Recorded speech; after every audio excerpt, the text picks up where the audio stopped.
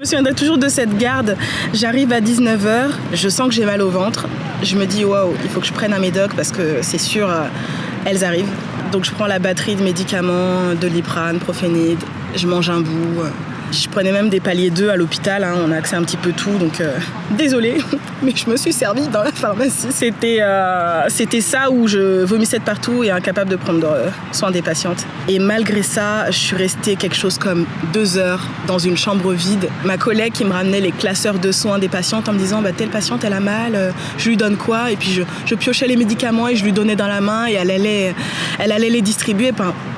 Handicapée pendant 2 heures, quoi. Impossible de bouger. Je vais manquer de glamour, mais à ce moment-là, ouais, j'avais des diarrhées et vomissements dans un sens ou dans l'autre, peu importe. C'était horrible. Ces 2 heures-là à l'hôpital où je bossais, du coup, toujours. Et du coup, les médicaments que j'avais avalés, je les rendais tout de suite après. Donc, quand je ressentais les douleurs, c'était déjà trop tard, en fait. Pire, c'est vraiment les premières heures. J'ai tellement mal que je peux plus trop te dire combien de temps ça dure.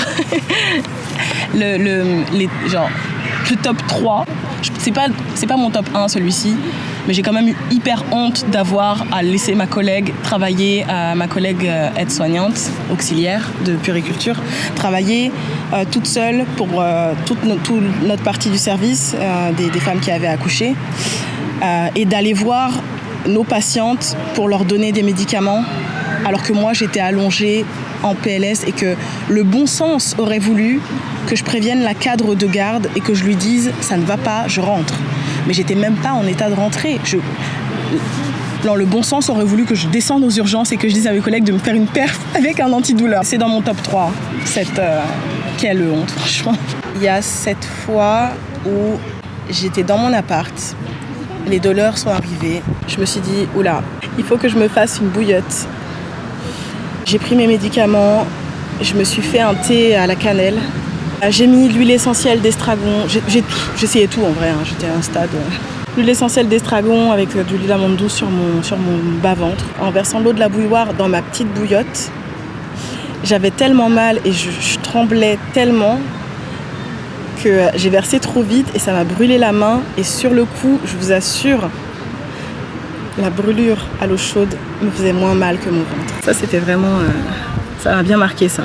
Donc du coup, avec ma bouillotte, je me retrouve allongée.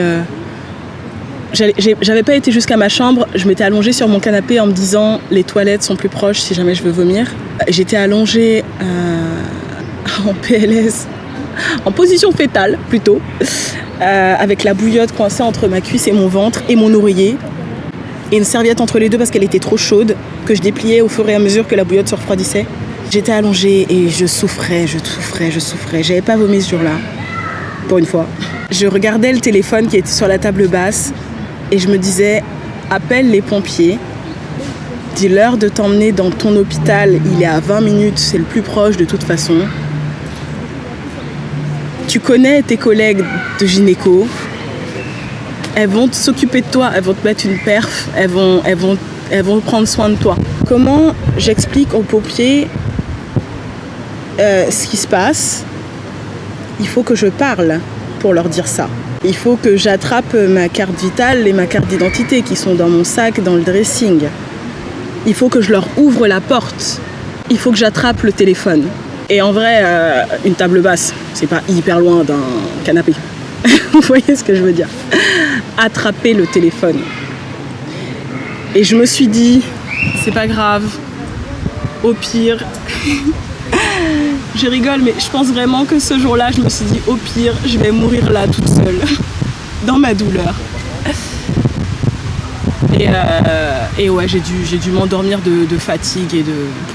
Voilà, et la douleur est passée. Ça, c'était mon top 2. Et ouais, mon top 1. Et alors là, du coup, je vais à peu près avoir une idée de temps. J'étais dans un centre commercial avec ma sœur pour acheter un cadeau de la fête des mères. On termine les achats et là, je me dis, c'est bizarre, j'ai des petites crampes. C'est un peu tôt pour mes règles par rapport à mon cycle, mais j'ai pas de médicaments sur moi. Stupide que je suis. Je dis à ma sœur, il faut absolument qu'on parte tout de suite.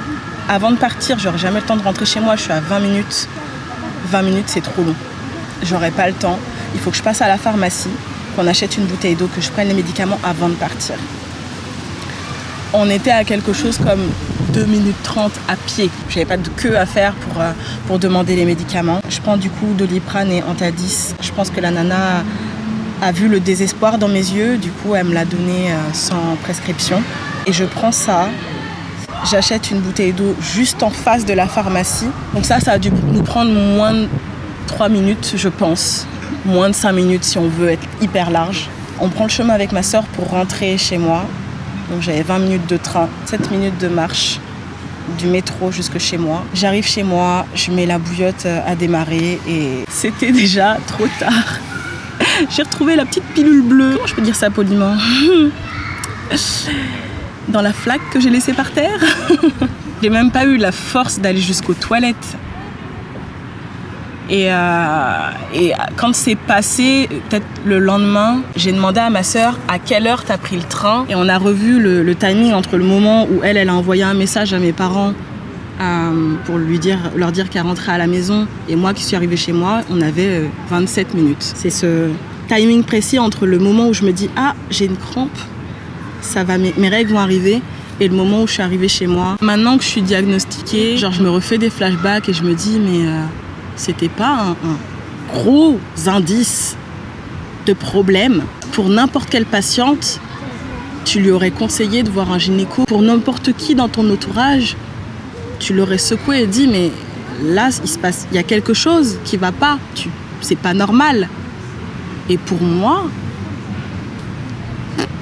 j'ai beau être dans le médical, ça m'a pas aidé et je pense que c'est ce qui me trouble le plus, c'est de me dire t'as pas été capable d'ouvrir les yeux pour toi-même en fait. Ce défaut d'éducation en fait, ça conduit à l'ignorance dans laquelle on est encore aujourd'hui en 2020. Ça conduit à une Mélissa qui à 28 ans se dit bah oui c'est normal si j'ai mal et que je prends 4 médicaments différents à 3 heures d'intervalle chacun. Même la nuit, pour être sûr de ne pas avoir de douleurs et de vomissements et de bouffées de chaleur et de tremblements. À défaut d'en parler à mes amis qui ne peuvent pas toujours comprendre ce que je vis au quotidien, ce que je vivais, parce que depuis que je suis sous ménopause artificielle, j'ai bien moins de douleurs qu'avant, Dieu merci. D'avoir été sur ce groupe Facebook Endométriose France, je pense que dans un sens, je me suis dit, ouf, je suis pas toute seule à avoir fermé les yeux sur ces douleurs. Je me suis sentie moins seule et franchement ça fait un bien fou. C'est pas que toi infirmière, c'est pas que toi femme, c'est pas que toi jeune fille, c'est pas que toi jeune femme qui a eu ce parcours, ce cheminement et il y en a encore qui se battent pour que leur douleur soit entendue et enfin diagnostiquée. Je m'en voulais de ne pas avoir ouvert les yeux et finalement je me dis ben non, on est dans une société dans laquelle on nous a toujours dit que nous étions des petites natures et qu'avoir mal, c'était normal et mets-toi sous pilule, ça va. Moi, avec ma pilule, j'ai pas mal. T'es peut-être plus sensible que d'autres. Non. Non. Et pour toutes celles qui se battent encore pour que leur douleur soit diagnostiquée, pour que leurs inquiétudes aient une réponse, je pense que ouais, si j'ai vraiment un message à faire passer, c'est celui-là, quoi. De ne pas fermer les yeux sur des choses qui nous font peur, c'est pas évident. J'ai encore beaucoup de mal, moi-même.